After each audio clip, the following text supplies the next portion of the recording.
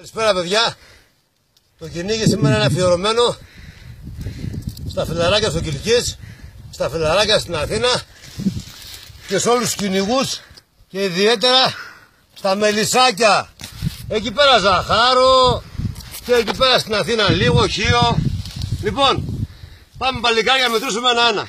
Αυτό για τη Χίο, αυτό για το Κιλκής, αυτό για την Αθήνα, αυτό Καρπενήσι, αυτό Κοζάνη, Φλόρινα, Δρεβενά, το Λαγκαρνανία.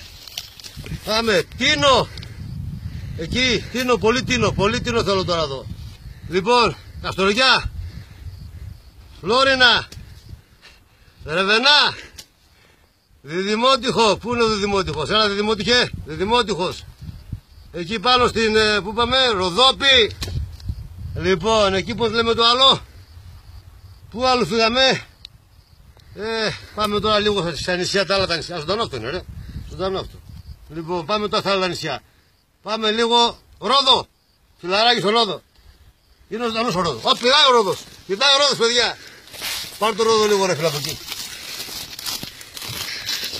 Πάρ' το Ρόδο εδώ πέρα. Έφυγε ο Ρόδος. Λοιπόν, αυτό ο Ρόδος εδώ. Μετά που γίνουμε τώρα που πάλι Μελισσάκια.